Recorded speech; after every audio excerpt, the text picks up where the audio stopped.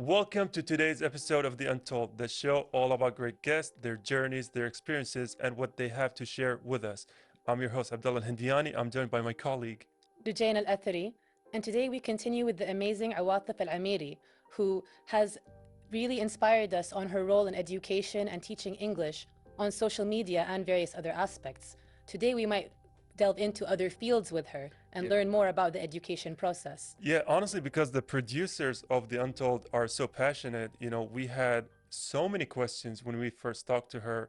I believe we only gone through like maybe 3 or 4 of them before we ran out of time. So we are continuing our conversation with Awatif, hopefully to talk more about the effects of AI in schools and, the influx of technology.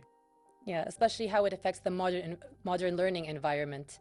Yeah. I do think that given what she gave us last time, I think she's going to have some very unique insights on today's episode. Right. So if you have kids, they are in school. If you're afraid of technology and where it places in the school, join us for today's episode. But we are going to take a quick break. We'll come right back after this one. And we're back, ladies and gentlemen. We are joined again by Awatif Alameeri, and I want to thank you for being with us and honoring us again. Thank you so much. Thank you for having me. Thank you. And I believe on the first episode, we've talking about, the methods of teaching and students' behavior. So I want to dive into a topic that's more topical now, which is AI. And it seems like it's everywhere. So I want to talk about it as it relates to teaching. Mm. Yeah. AI depends on how you, as a teacher, look at it. It's either you rely on it 100% or it's an assistant for you within the class. That's how it is. Yeah. Yeah, and I think I'm one of the people who isn't against good because I know there's a lot of people who are like, oh, AI is not, good, it's not ethical.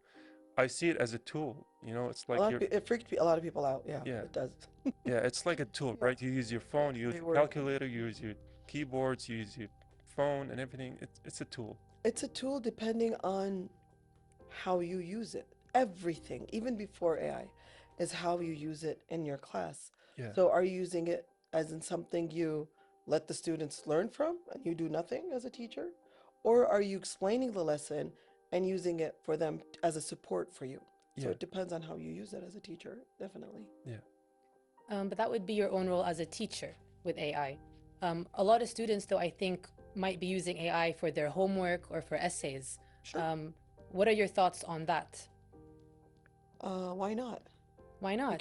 Because it's going to come to me. I'm going to see the homework. It's going to be organized. The thoughts are going to be organized. Now, where the point for a teacher, what am I supposed to do is ask the student about it.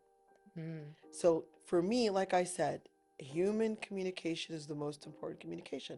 So for me, okay, you gave me this, so why don't you talk to me about it? Who'd like to share what they learned from their homework? And that's where you know that he did it or not. He read it or not. And this is even before AI. Like True. I said, I had students stand up there, bringing difficult presentations where they can't even read it because they took it from Wikipedia or somewhere. And then I'd be looking at them like, did you really read what you're saying right now? And they're like, no, we just brought it, copied it. And I said, no, go back home, do it again, simplify it like I taught you, where your notes are supposed to be a brief about what you read. So within the class is where you as a teacher assess. For me, like checking out the student, putting an evaluation in the class is more important for them to than doing it at home. And here is like where your students like they usually go, and I'll give you just if I can give you Yeah, go for it. Yeah, absolutely. a story. And this is back when I was teaching a class of boys, and there were other classes of boys. And so when they go back home and they go sit in the duania, and you'd see, I'm gonna say this, one student doing homework for one class. He's sitting there, he studies in the States, he's good in English, and my students would be just sitting there, and they'd be like, the other boys are like, doesn't Miss Awatif give you any homework? Like, why you guys don't have homework? They're like, no, Miss Awatif's homework is in the class. Amazing. We leave the class with our hands hurt because she makes us write a lot. And the reason is because of that. I want to see them. I'm that type of teacher. I want to see them doing it in class because I want to make sure you learned. For me, I'll give you homework when I want to, but for me, I prefer in class activities where a student even sits quietly, he can do his research, but I see him working his, you know, working his hand Yeah. and writing down those answers. So I did get criticized for not giving homework, but they're like, no, no, she gives it in the class. Yeah. Yeah. And you know, this reminds me of one of my teachers during my studies, where it was a very funny kind of incident that there's something called plagiarizing tool, whatever, where you Definitely. put the essay and it shows you the percentage of how much you plagiarize. And this teacher specifically said, I'm not going to use it. And then he said, I don't care where you get your point from. As long as you can argue it against me, I'm going to give you the point. Mm. And so I think the meaning, and just to go back to your point, his meaning was that if you understand the point enough, it doesn't matter where you got it, you Yeah. understand it. Yeah. It's just like when you do a research, you put down the research, and then they'll tell you, well, you know what? You know, get up and defend your research or defend your debate, whatever you learned or what. Yeah. It's the same thing. For me, I see students even do the same thing. As long as they learn from AI, they write down those points, they take care of it. That's what matters. For me, it's what they learn. AI is a tool for me. That's how I see it. I think that's great. And I think your students must love you for not making you I hope. give homework back to home. I think homework was the bane of every child's existence. I think, no, the thing is, because I made them do homework at home, they kind of didn't like it. Yeah. Because they couldn't get away from doing it. I'd be like, Sarah, are you going to write? Are you going to do it now? No, later. No, no, no, now. And I honestly, I did understand, like, not to pressure them too much, but as long as they did it and learned. Yeah. Yeah, that makes sense. I mean, even the kid will learn more in the class with you if they need to ask any questions or anything. Definitely. Great point. Yes. And even before AI, because you could use AI to, you know, just write your essay for you or something. But even before AI, people would go home and like look up something online, or maybe their parents would help them with their homework, and it may not be the child's answers. Yeah, yeah. So whether it's So AI right. or not, it is all about the child's understanding, as you guys both Yeah, elaborated. that's an amazing point. And here, so that's why we have to, as teachers, you know, face the fact that AI is something students will go to. Face the fact that they're going to bring everything ready. And AI's, you know, they do a good job of, you know, simplifying the answer. It seems like Yeah. the student did do it. So here, what is the solution for teachers? And what do they have to do? They have to cope with that. They have to adapt to that. And they have to, like, let's say I told you I gave you homework. As a teacher, prepare short questions for them to do it at home, in class. Yeah. After they, you know, they give the assignment. So what did you learn? What was the main point? Here, the student will read what he took from AI. Definitely, because he wants to write down. Even if he opens it in front of me, opens what he did. As long as he goes back to it, oh, so I learned this point and this point and this point. And he learned. That's what matters. That is all that really matters. Yeah. Yeah. And you know, this reminds me of something funny from a Hollywood director who I believe his name is Paul Thomas Anderson, if I'm not mistaken. So I was just going to go back to the point that before AI, students were using a lot of resources along.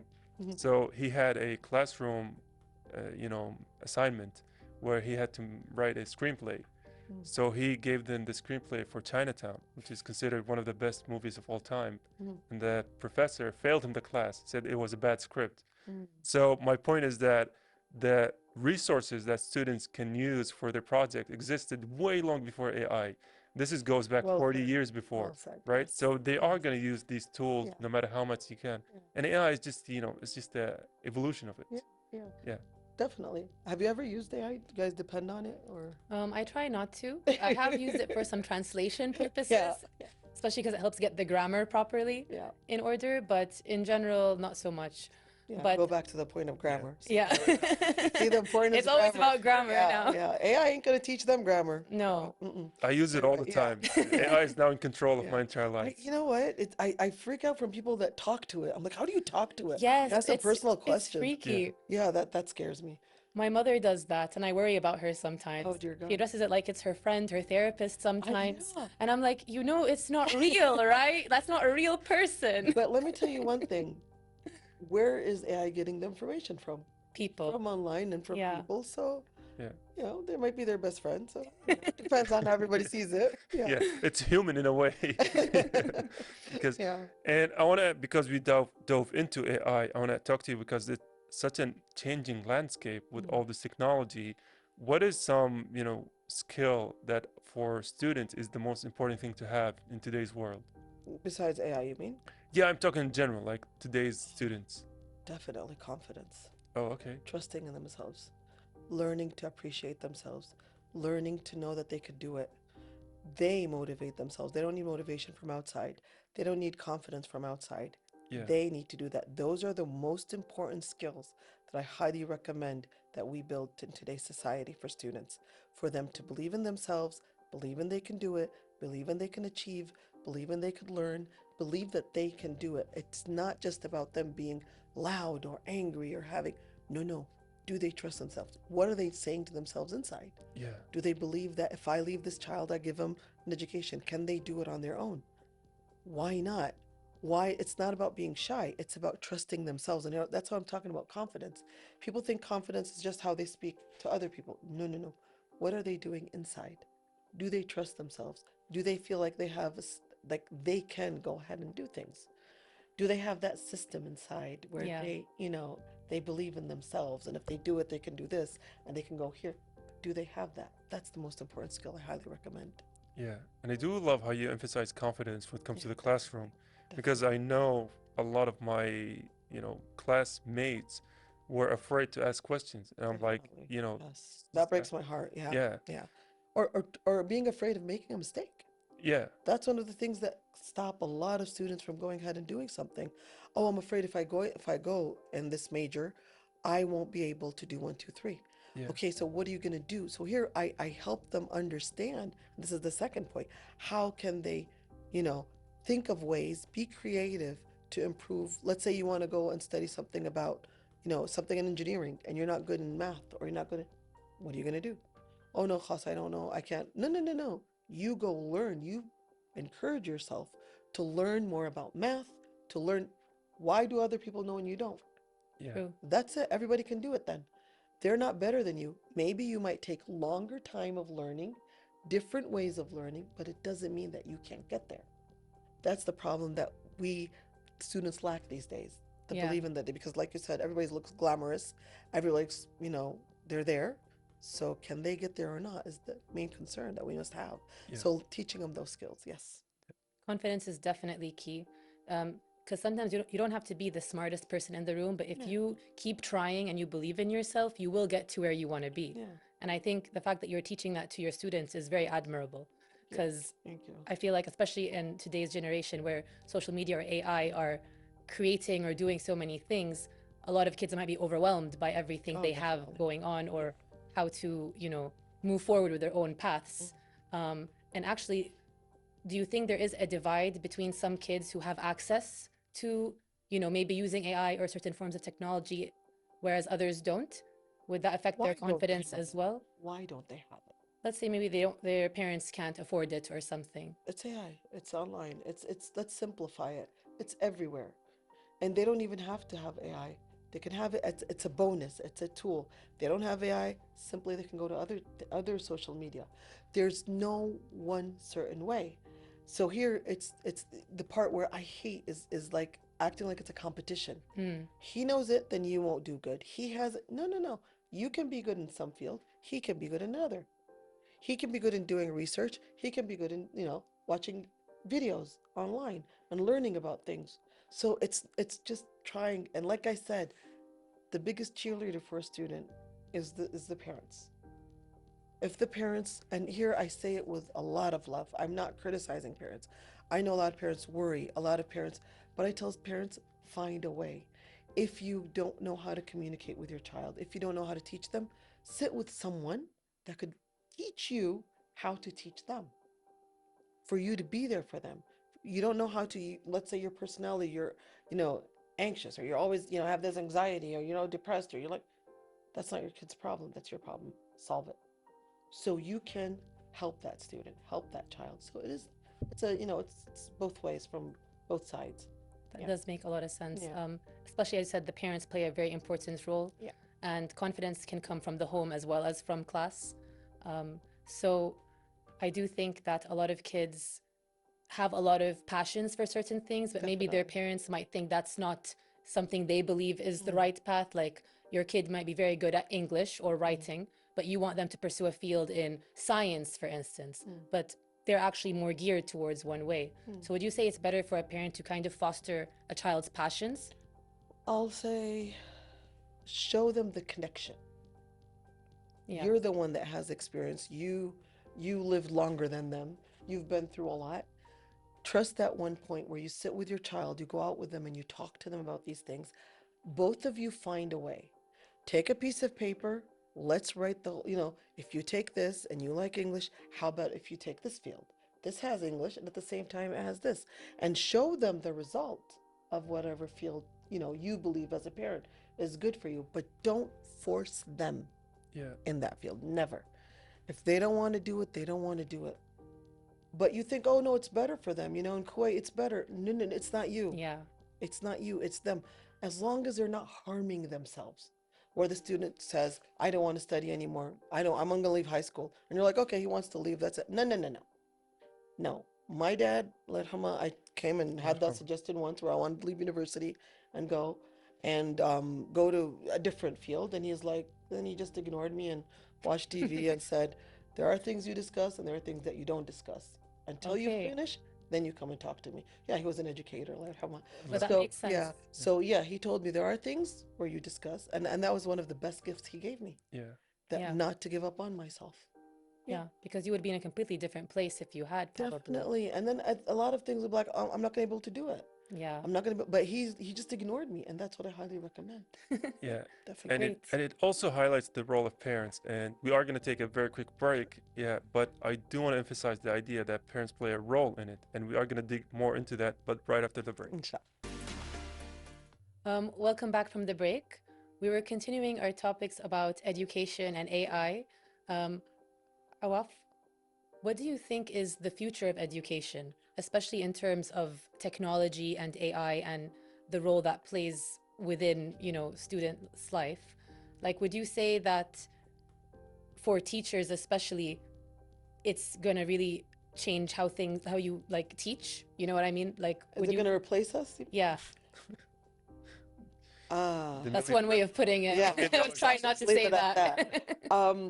No. Okay. I don't believe, I don't believe as a teacher it's going to ever replace you, because unless you're going to bring a robot that speaks instead of you. But no, other than that. But no, honestly speaking, it will not replace the importance of a teacher inside the classroom. Students still love that one-to-one connection. We tried that connection when it was online. We tried that connection inside the classroom. We've been through both. Inside the classroom makes a big difference. So your role as a teacher is the most powerful in the classroom. You can't rely on AI 100%. So I don't see that. They might find new advanced ways where they're using AI in class or using technology or using videos or using as assistant, but you as a teacher is still the most important role. So no, definitely, I don't think that's going to be, not going to replace us yet. I don't know. Because I have seen some things about how some places are trying out, AI teachers or almost robots, I guess, in the classroom. And I worry about losing that human touch because, as you said, you're able to emotionally understand your students and get them to focus on things in a way that something programmed into doing it will not be able to. I'll give you an example. Look at YouTube, or look at, if a child or a student watches a video on TV, or if you tell them to go learn something, how much are they going to give it attention? Yeah. If it's not going to be fun and singing for a long time, if it's not a story, they're not going to, you can't have that for a long time. You can show them a few minutes, but they're not going to memorize it. So it definitely will not replace a teacher. But when a teacher sits there, looks at them in the eye, body language, passion, clear voice, them responding and interacting with me, it's different. That touch will never go away.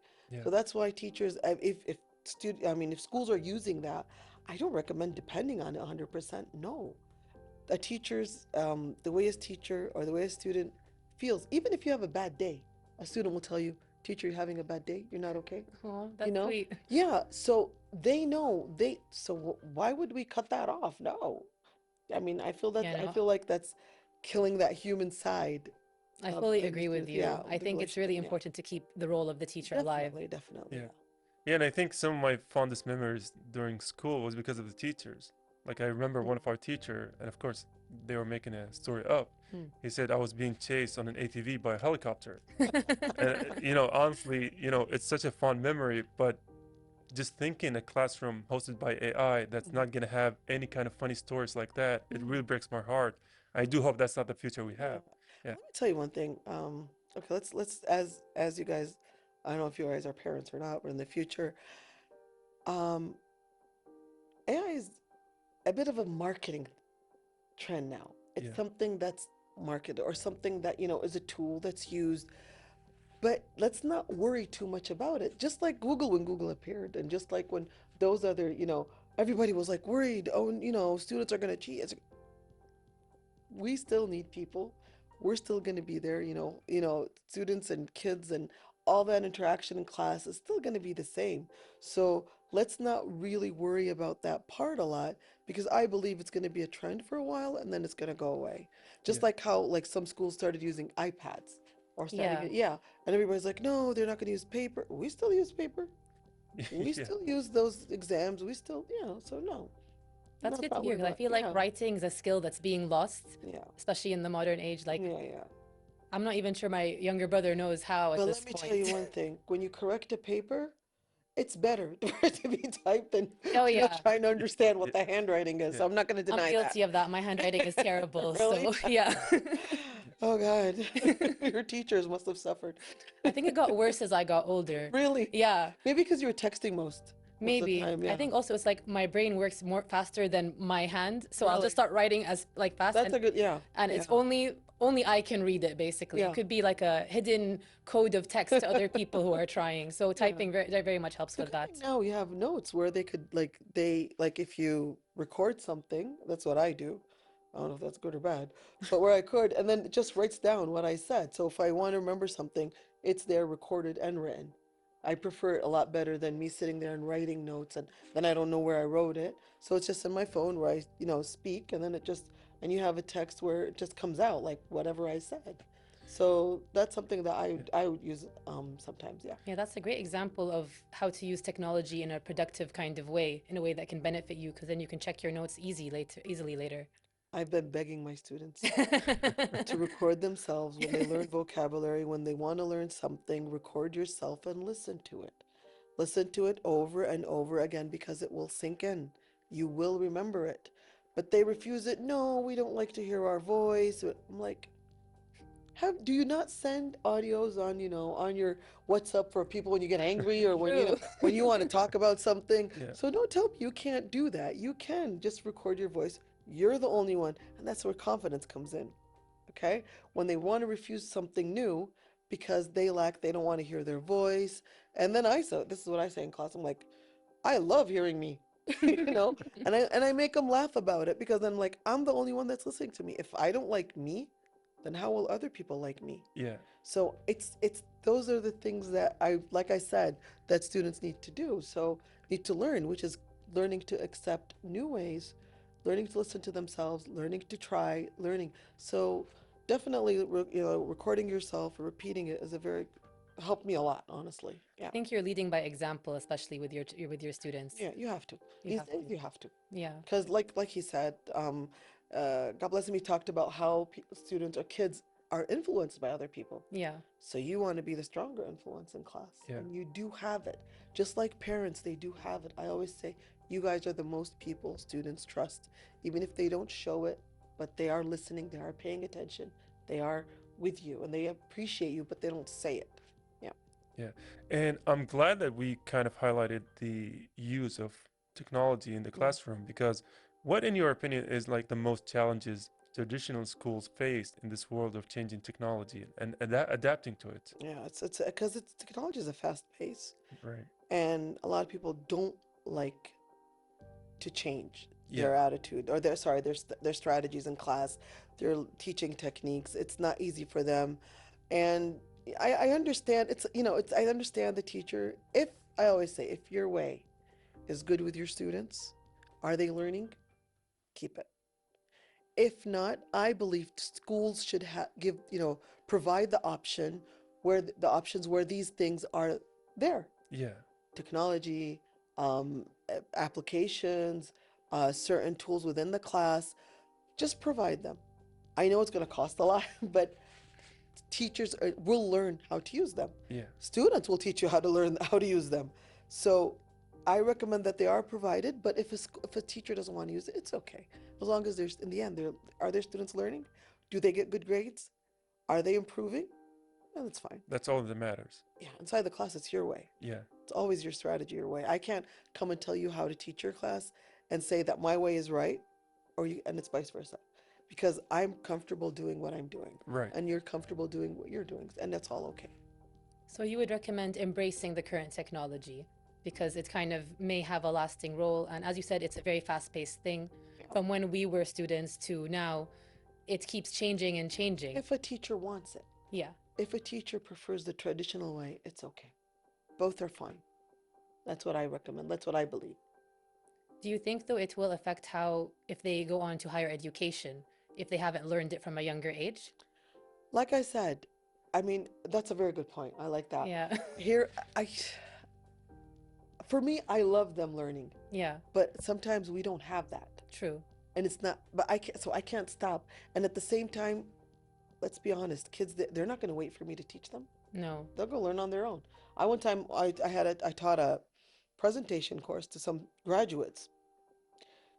And I was like, they were like, yeah, please talk to them about AI, introduce it to them. They introduced it to me. They knew more than what I knew. I was just like basic asking questions. No, they were asking, about their major and about their life and about, who they're going to marry. And no, I'm just, no, seriously, they were asking so many questions. I was like, okay, I can't teach you anything. So students nowadays, they're going to go learn. They're not going to wait for anybody. Yeah. So don't worry about them in the future. No, they're fine. They're going to do it themselves. Yeah. That's amazing. Actually, that reminds me, my younger brother, he's very into computers, gaming, all of that kind of stuff. And for instance, I am very bad with computers and other things. Like there's apparently some shorthands you can use and other stuff, and I don't know any of them. And my brother was like, why don't you just go on YouTube and learn? It'll take you 5 minutes. Like it's so simple for him. Where to me, it's a very like overwhelming kind of topic, something that I could not do in my head. Yeah. What did you tell him when he said that? I told him it's a good idea. Yeah. I told him I don't know why I didn't think of that. It's a very simple idea. And honestly, go. It's not even 5 minutes. It's 1 minute. True. I mean, yeah. I used to fight that when I was like, no. Especially if you're in a hurry and you want to learn something. Yeah, go. He's so right. Yeah. Yeah. You're a good sibling because my sister would have told me mushaglik. And with that, I do want to thank you, Awatif, for joining us because we are running out of time for this episode. Yeah. So I do want to thank you for joining us again and again. Thank you so much for having me. I enjoyed it so much. You guys are both amazing. I enjoyed it too. Thank you so much for it was joining very us. nice. It's one of those nice interviews. It really was. It was lovely to have you. Yeah. And I think you helped inspire confidence about education and AI and students and how it can be positive. Yeah, definitely. Thank you so much. Thank you. Thank you. And thank you, dear viewers, for joining in with us. We are going to take a very quick break and we'll come right back after this one. Thank you for joining us today. That's unfortunately all the time we had left with the amazing Awatif Alameeri.